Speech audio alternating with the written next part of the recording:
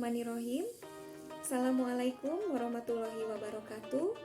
Hamdan lirabbil alamin, asyhadu alla ilaha illallah wahdahu la syarikalah wa asyhadu anna Muhammadan abduhu wa rasuluh amma ba'du.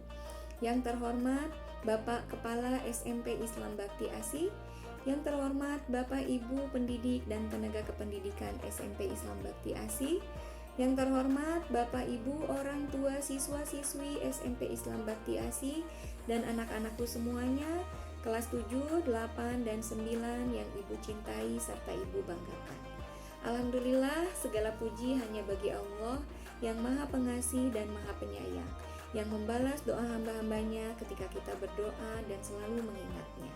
Sholawat dan salam tak lupa mari kita junjung tinggi kepada baginda Nabi Muhammad SAW, kepada keluarganya, sahabat-sahabatnya, juga kepada guru-guru kita, orang tua kita, sahabat-sahabat kita, pemimpin-pemimpin kita, juga kepada muslimin dan muslimat baik yang terdahulu maupun yang akan datang. Pada kesempatan sore hari ini yang bertepatan dengan tanggal 8 Ramadan 1443 Hijriah atau bertepatan dengan 10 April 2022, Ibu diberikan amanat untuk menyampaikan ceramah singkat mengenai 5 golongan orang yang merugi di bulan Ramadan. Nah, Bapak Ibu serta anak-anakku semuanya yang dirahmati Allah, bagi orang yang beriman, kedatangan bulan suci Ramadan adalah sebuah kebahagiaan tersendiri. Sejak bulan Rajab, Sya'ban, hingga bulan Ramadan telah dipersiapkan baik lahir maupun batinnya untuk bisa menunaikan berbagai rangkaian ibadah. Mulai dari berpuasa, qiyamul lail, tadarus Al-Quran, bersedekah, berinfak, dan banyak kebaikan lainnya. Ibnu Abbas radhiyallahu an menyampaikan bahwa Nabi Muhammad SAW adalah orang yang paling dermawan di dalam setiap kebaikan, dan beliau paling dermawan pula pada bulan Ramadan. Malaikat Jibril selalu menemui beliau di setiap malam di bulan Ramadan hingga Ramadan berakhir. Menurut Abdul Aziz Asyadan, dalam bukunya yang berjudul Puasa Tapi Keliru, ada 5 golongan manusia yang puasanya tidak membuahkan hasil di bulan Ramadan. Golongan seperti apakah orang-orang tersebut? Mari kita bahas bersama-sama. Yang pertama adalah menganggap biasa bulan Ramadan. Orang yang menganggap biasa bulan Ramadan tak ada yang berbeda seperti bulan-bulan lainnya. Hingga Ramadan berlalu begitu saja, tentu sebuah kerugian yang sangat besar yang dirasakan oleh orang-orang tersebut. Ia sama sekali tidak menganggap istimewa bulan Ramadan dan tidak sama sekali merasakan manfaat bulan Ramadan. Lalu tidak bersegera juga di dalam melakukan kebaikan. Padahal di bulan suci Ramadan itu segala bentuk pahala dilipat gandakan. Orang yang menganggap biasa bulan Ramadan itu adalah orang yang sangat merugi, yang tidak dapat merasakan bagaimana nikmatnya dan bagaimana indahnya bulan Ramadan. Golongan yang kedua adalah berubah alim hanya pada bulan Ramadan. Imam Ahmad mengatakan, seburuk-buruk kaum adalah mereka yang hanya mengenal Allah di bulan Ramadan saja. Tentu saja sangat terpuji, dari semula berperilaku tidak baik menjadi sangat baik, dan yang tadinya tidak berjilbab menjadi berjilbab, yang tadinya tidak sholat menjadi sholat, yang tadinya jarang ke masjid menjadi sering ke masjid, yang tadinya tidak pernah bersedekah menjadi bersedekah, gitu ya.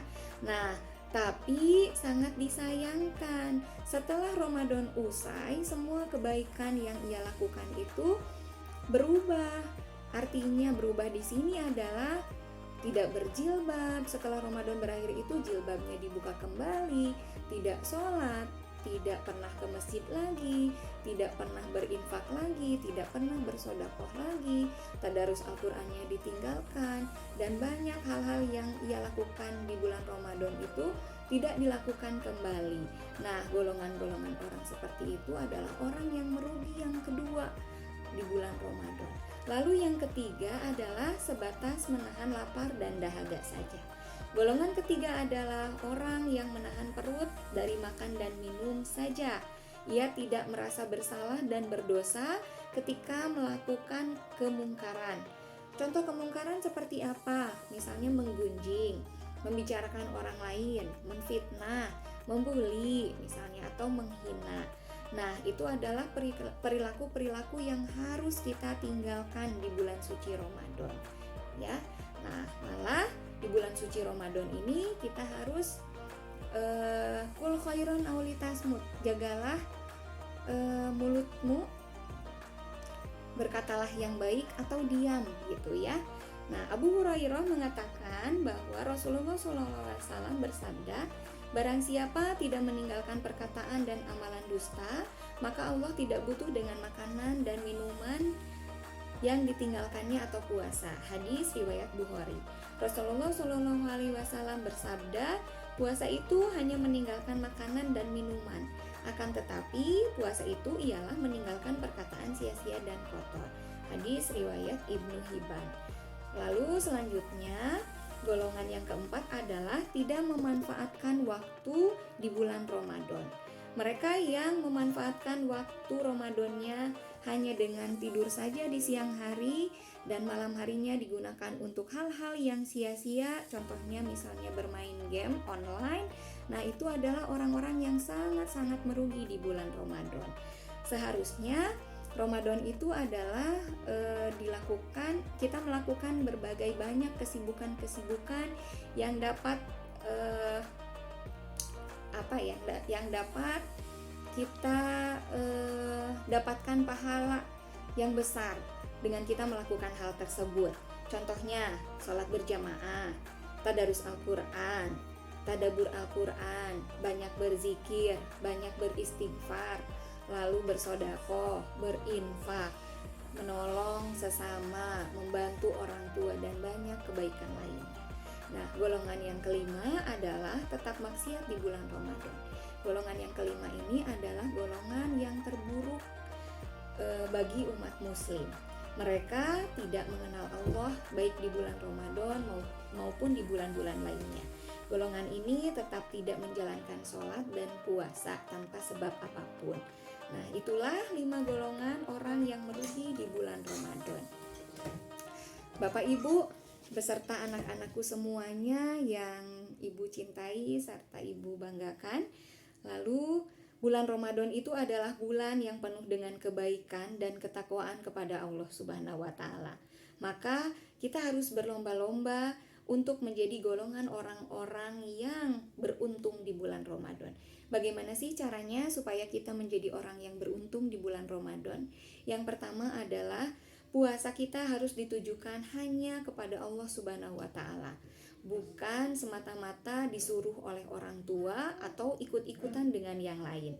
Lalu yang kedua, puasalah dengan sungguh-sungguh, tidak hanya menahan lapar dan haus saja, tetapi menahan diri dari perbuatan yang dapat mengurangi pahala puasa dan juga dapat membatalkan puasa itu sendiri. Lalu yang ketiga adalah melaksanakan amal soleh dan memperbanyak tilawah Al-Quran. Yang keempat adalah setelah Ramadan berakhir, maka kita tetap selalu konsisten dalam melakukan banyak kebaikan dan beramal soleh untuk supaya kehidupan kita lebih bermanfaat lagi. Nah, demikianlah ceramah singkat yang dapat Ibu sampaikan pada kesempatan sore hari ini. Selamat menjalankan ibadah puasa. Mohon maaf apabila ada kata-kata yang kurang berkenan. Ditutup dengan hamdalah, alhamdulillahirabbil alamin. Wabillahi taufiq wal hidayah. Wassalamualaikum warahmatullahi wabarakatuh.